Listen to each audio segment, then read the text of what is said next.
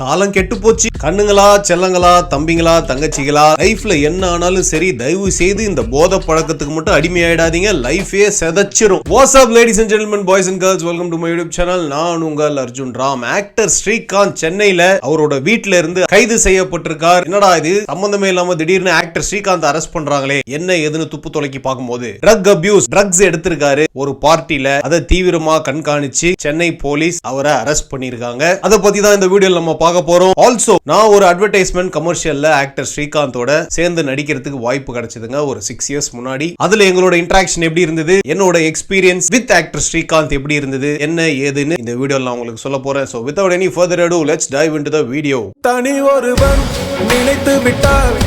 So எனக்குமே இந்த news கேள்விப்பட்டு என்ன ஏதுன்னு ஒரு புரிதல் இல்ல. இந்த மாதிரி சமாச்சாரங்கள்லாம் சும்மா புட்டு புட்டு வைப்பாரு ஆர்ஜே ஷா. அவரோட யூடியூப் சேனல்ல இந்த மாதிரி சர்ச்சைகள், ஒரு கான்ட்ரோவர்ஷியல் நியூஸ்னா அவரோட யூடியூப் சேனல் தான் நான் பார்ப்பேன். யாரையும் தரக்குறைவா பேசாம டீசென்ட்டா அந்த சர்ச்சைகளை எக்ஸ்பிளைன் பண்ணுவாரு. சோ அது பார்த்ததுல இந்த இஷ்யூ என்ன அப்படின்னு ஒரு தெளிவு கிடைச்சிருக்கு. ஆக்சுவலா சென்னை போலீஸ்க்கு நியூஸ் வந்திருக்குங்க, இது மாதிரி Srikanth and other actors Tamil இண்டஸ்ட்ரியில ட்ரக்ஸ் எடுக்கிறாங்க. அத கொஞ்ச நாளாவே அந்த நியூஸ் வந்து அதை மானிட்டர் பண்ணிட்டு இருந்திருக்காங்க. பட் எவிடன்ஸோட பிடிக்கணும், ஏன்னா இந்த மாதிரி பாப்புலர் பீப்புள சும்மாலாம் போய் அரெஸ்ட் பண்ணிட முடியாது அப்படின்றதுனால ப்ராப்பர் எவிடன்ஸோட பிடிக்கணும் அப்படின்னு வெயிட் பண்ணிட்டு இருக்காங்க. போலீஸுக்கு ஒரு நியூஸ் வந்திருக்கு. கடந்த சாட்டர்டே தான் ஸ்ரீகாந்த் துபாயில இருந்து ஷூட்டிங் முடிச்சுட்டு சென்னைக்கு வந்திருக்காரு. வந்த உடனே அன்னைக்கு நைட்டே பிலிம் இண்டஸ்ட்ரியில அவரோட நண்பர்களோட ஒரு பார்ட்டிக்கு போயிருக்காரு. அங்க போலீஸ் கண்காணிச்சிருக்காங்க. ட்ரக்ஸ் எடுத்திருக்காரு. என்ன ட்ரக்ஸ்னு மென்ஷன் பண்ணலீங்க. பட் அந்த வீடியோ பார்க்கும்போது என்னோட புரிதல் படி டெஃபினட்டா அது கொக்கைனா தான் இருக்கணும். உள்ளூர்ல சாதாரணமா கிடைக்காது. ஏன்னா 1 கிராம் கிட்டத்தட்ட 7000 அப்படின்லாம் சொல்றாங்க. இந்த மெக்சிகோ நார்கோஸ் எல்லாம் பாத்துருந்தீங்கன்னா பாப்லோ எஸ்கோபார் அவர்லாம் கடத்தின ட்ரக் இந்த ட்ரக் தான். சோ போலீஸ்க்கு தெரிஞ்சு போச்சு ஸ்ரீகாந்த் அன்னைக்கு ட்ரக்ஸ் எடுத்திருக்காருன்னு. நெக்ஸ்ட் டே அவர் வீட்டுக்கு போய் பிளட் டெஸ்ட் பண்ணிருக்காங்க.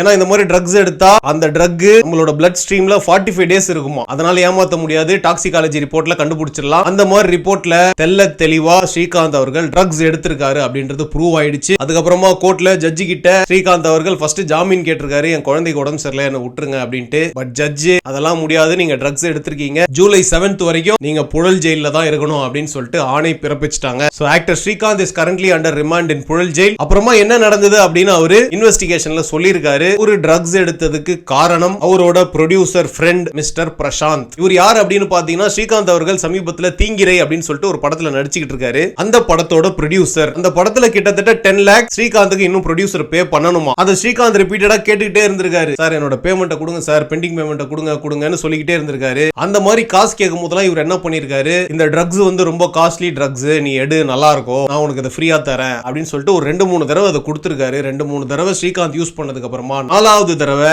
அதுக்கு அடிக்ட் ஆக ஆரம்பிச்சிட்டாரா. அதுக்கப்புறமா ரெகுலரா இந்த ட்ரக்ஸை எடுக்க ஆரம்பிச்சிருக்காரு. சோ இந்த பாழா போன பிரசாந்த் அவர்கள் 10 லட்சம் கேட்டு இவன் டார்ச்சர் பண்றானே, இவன் வாயை எப்படியாவது அடைக்கணும் அப்படின்னு சொல்லிட்டு இந்த ட்ரக்ஸை கொடுத்து அவர் மூளையை எப்படியாவது மழுங்கடிச்சிடலாம் அப்படின்ட்டு இந்த வேலையை பார்த்திருக்காருன்னு நினைக்கிறேன். எனிவே வீழ்ந்தது கடைசியில ஸ்ரீகாந்த் தானே. அதே மாதிரி ஆர்ஜே ஷா அவரோட வீடியோல ஸ்ரீகாந்த் இந்த நிலைமைக்கு ட்ரக்ஸ் எடுக்கிற லெவலுக்கு வர்றதுக்கு காரணம் அவரோட தற்போதைய நிலை. சினிமா இண்டஸ்ட்ரியில இப்போ அவர் ஒரு பெரிய ஹீரோ கிடையாது. பயங்கர ப்ராமிசிங்கான ஒரு ஸ்டார்ட் கிடைச்சது. ரோஜா கூட்டம் பயங்கரமான ஹிட். அதுக்கப்புறமா தொடர்ந்து 2-3 படங்கள் நல்ல படங்கள் பண்ணி பயங்கரமான டாப் ஹீரோ வந்துகிட்டு இருந்தாரு. அதுக்கப்புறம் மனசெல்லாம் அப்படின்னு ஒரு படத்துல ஒரு ஃபயர் ஆக்சிடென்ட் ஆகி 6 months அவர் பெட் ரெஸ்ட்க்கு போயிட்டாரு. அதுக்கப்புறமா தான் அவரோட டவுன்ஃபால் ஸ்டார்ட் ஆச்சு. ப்ரொடியூசர்ஸ் காசு கொடுத்தவங்க எல்லாம் 6 மாசம் பெட் ரெஸ்ட்ல இருக்கீங்க அப்படின்னு சொல்லிட்டு காசு திருப்பி கேட்க ஆரம்பிச்சிட்டாங்களா. பட் மணிரத்னம் அவர்கள் ஆயுத எழுத்துல உனக்கு ஒரு கேரக்டர் தரேன், 6 months ஆனாலும் வெயிட் பண்ணிட்டு இருந்திருக்காரு. பட் ஸ்ரீகாந்த் ரிகவர் ஆகி வந்ததுக்கு அப்புறம் இந்த மனசெல்லாம் படத்தை நீ முடிச்சு கொடுக்காம வேற படம் நடிக்க முடியாதுன்னு ப்ரொடியூசர் ஒரு செக் வைக்க ஆயுத எழுத்து அவரால் பண்ண முடியாம போயிடுச்சு. அதனால மணிரத்னம் சார் அப்செட் ஆகி இனிமேல் நான் கூட ஒர்க் பண்ணவே மாட்டேன் ஸ்ரீகாந்த் சார் கிட்ட சொல்லிட்டாரு. அதுக்கப்புறமா பாலா அவர்கள் ஹாஸ்பிட்டல்லே போய் நீ ஒன்னும் கவலைப்படாதடா, நீ மீண்டு வந்துருவ, நம்ம படம் பண்ணலாம், நான் உன்னை அடுத்த லெவல் கூட்டு போறேன்னு சொல்லியிருக்காரு. அதே மாதிரி வந்ததுக்கு அப்புறம் நான் கடவுள நடிக்கிறதுக்கு ஆஃபர் பண்ணிருக்காரு. பட் ஸ்ரீகாந்த் சுத்தி அப்ப இருந்த மேனேஜர்ஸ் அவரோட மண்டையை கழுவி பாலா படம்லாம் நடிச்சா 2 வருஷம் அப்படியே போயிடும், நீங்க நிறைய படங்கள் பண்ணாதான் காசு பார்க்க முடியும் அப்படி இப்படின்னு அவரை மூல செலவு பண்ணி இந்த மாதிரி நல்ல நல்ல ப்ராஜெக்ட்ஸ் எல்லாம் கட்டி விட்டுருக்காங்க. நான் கடவுள் பண்ண வேண்டியது,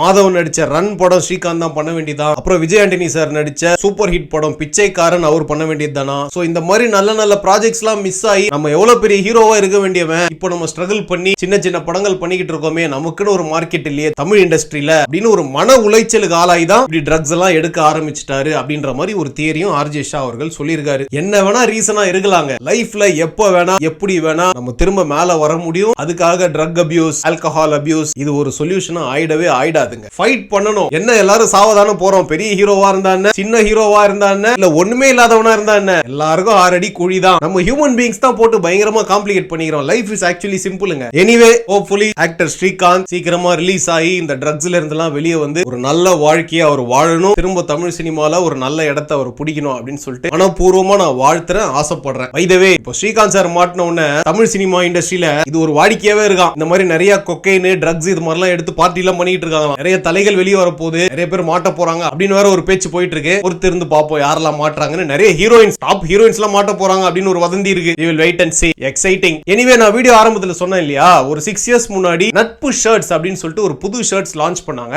அதோட ஒரு கமர்ஷியல் அட்வர்டைஸ்மெண்ட்டுக்கு ஸ்ரீகாந்த் சரோட நான் சேர்ந்து நடிக்கிறதுக்கு எனக்கு ஒரு வாய்ப்பு கிடைச்சதுங்க. ராஜேஷ்னு சொல்லிட்டு ஒருத்தர் தான் என்ன அப்ரோச் பண்ணாரு. அவர் தான் அந்த அட்வர்டைஸ்மெண்டோட டைரக்டர். ஸ்ரீகாந்த் சார் வந்து மெயின் ஹீரோ மாதிரி ரோல், நானு அப்புறம் Sun TV anchor Vijayanand sir, அப்புறம் பீச்சாங்கைன்னு ஒரு படத்துல ஹீரோவா நடிச்சாரு கார்த்திக் ஆர்எஸ் நினைக்கிறேன். நாங்க 3 பேரும் சப்போர்ட்டிங் ரோல்ஸ் பண்ணோம். கான்செப்ட் எப்படின்னா, ஸ்ரீகாந்த் சார் வந்து ஊர்ல இருந்து வருவாரு, நாங்கெல்லாம் அவரோட ஃப்ரெண்ட்ஸ். எங்க எல்லாருக்கும் அவர் வந்து அந்த நட்பு ஷர்ட்ஸ் வந்து கிஃப்டா கொடுப்பாரு. இதுதான் கான்செப்ட். எனக்கு பெருசா ஸ்ரீகாந்த் சாரோட பர்சனலா பேசுறதுக்கோ இன்டராக்ட் பண்றதுக்கோ ஒரு வாய்ப்பு கிடைக்கல. I will be very honest. ரொம்ப ஃப்ரெண்ட்லியா அந்த பேசுற டைப் அது மாதிரிலாம் இல்ல. அவர் வந்து நான் கொஞ்சம் பெரிய ஹீரோ அப்படின்ற ஒரு கெத்தோட தான் இருந்தாரு. நமக்கு யாருக்கிட்டையும் போய் நீங்க பெரிய ஹீரோ ஒரு போட்டோ எடுத்துக்கிறேன் அது மாதிரி கேட்கிற பழக்கமும் கிடையாது. என்ன பொறுத்த வரைக்கும் அவர் எனக்கு ஒரு காலீக். அவர் எவ்வளவு பெரிய லெவல், நான் சின்ன லெவல் அப்படிலாம் நான் யோசிக்க மாட்டேன். என் கூட வேலை செய்யற ஒரு ஆளு, அது யாரா இருந்தாலும் இதுதான் என்னோட ஆட்டிடியூடா இருக்கும் எப்பவுமே. நானும் பெருசா எஃபர்ட்லாம் எடுக்கல. பட் ஷார்ட் என்ன அப்படின்னு பாத்தீங்கன்னா, நான் வந்து இந்த நெசவு தொழில் பண்ற ஒரு ஆளு. இப்போ அந்த ஸ்கிரிப்ட் படி என்ன அப்படின்னு பாத்தீங்கன்னா, ஒரு ஸ்மைலி பால் வந்து என் மேல விழும். நான் அந்த ஒர்க் பண்ணிட்டு இருக்கும்போது என்னடா ஸ்மைலி பால் வந்திருக்கே அப்படின்னு சொல்லி வெளியே போய் பார்க்கும்போது சர்ப்ரைஸா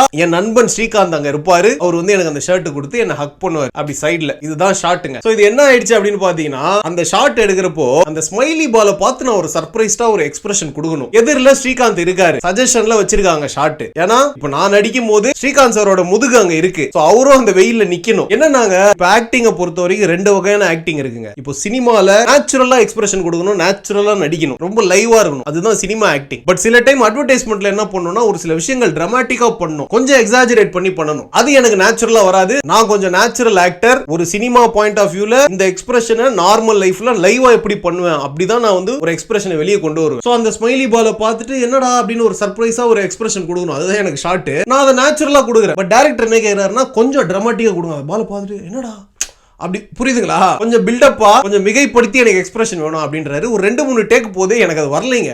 அந்த டிராமாட்டிக் எக்ஸ்பிரஷன் எனக்கு வரல. நான் நேச்சுரலாவே பண்ணிக்கிட்டு இருக்கேன். இது ஒரு 2-3 டேக் போனோன்னே ஸ்ரீகாந்த் சார் அப்செட் ஆயிட்டாரு. அப்படியே அப்படின்னு உச்சி கொட்டிட்டு அப்படியே சைட்ல எல்லாம் போய் ஒரு மாதிரி ரொம்ப அப்செட்டா ஒண்ணு பண்ணாரு. ஐ வாஸ் லைக், ஹலோ, நீங்க அப்செட் ஆகி என்ன பிரயோஜனம்? பிரேம் எனக்கு தானே இருக்கு, என்னோட அவுட்புட் நல்லா வரணும். அந்த இடத்துல நான் செல்ஃபிஷா தான் யோசிப்பேன். நீங்க எவ்வளவு பெரிய ஆக்டரா இருந்தாலும் அதை பத்திலாம் எனக்கு கேர் இல்ல. எனக்கு அந்த எக்ஸ்பிரஷன் கரெக்டா வர வரைக்கும் நான் டேக் எடுப்பேன் அப்படின்னு சொல்லிட்டு இன்னும் 2-3 டேக் போச்சு. அதுக்கப்புறம் அந்த டேக் ஓகே ஆகி நல்லபடியா வந்து அந்த கமர்ஷியல் அதை பார்க்கும்போது நானும் கடைசியில ஹாப்பியா தான் இருந்தேன். சோ இதனால நான் வந்து ஸ்ரீகாந்த் சாரை தப்பு சொல்றேன்னு கிடையாது. அவர் பாயிண்ட் ஆஃப் வியூல கொஞ்சம் கடுப்பா தான் இருந்திருக்கும். என்னடா அவன் வெயில்ல நிக்க வச்சுட்டு இருக்கானே, ஒரு சிம்பிள் எக்ஸ்பிரஷன். ஏன்னா அவரு நிறைய ஆட்ஸ் எல்லாம் பண்ணிருக்காரு. அவர் பாயிண்ட் ஆஃப் வியூல நானா இருந்தா சப்பையா பண்ணிட்டு போயிருக்கேன், இந்த பையன் நான் இவ்வளவு நேரம் எடுக்கிறான் அப்படின்னு யோசிச்சிருக்கலாம். அது ஒன்னும் தப்பு கிடையாது. சோ இதாங்க எங்களுக்குள்ள நடந்த இன்டராக்ஷன், ஒரு சுவாரஸ்யமான ஒரு incident. So yeah, long story short, இந்த வீடியோவோட நோக்கம் என்ன அப்படின்னு பாத்தீங்கன்னா, இந்த ட்ரக்ஸ், ஆல்கஹால், இந்த மாதிரி போதைகள் தரக்கூடிய சந்தோஷத்தை விட ட்ரஸ்ட் மீ, நல்லா எக்ஸசைஸ் பண்ணி, நல்லா வாக்கிங் பண்ணி, நல்லா சாப்பிட்டு ஆரோக்கியத்தோட வாழ்ந்து பாருங்க. இந்த போதை இன்னும் பெருசா இருக்கும். மக்களே, இந்த இஷ்யூ பத்தி நீங்க என்ன நினைக்கிறீங்க? உங்களோட கருத்துக்கள் என்ன? நான் சொன்ன குட்டி கதை எப்படி இருந்தது?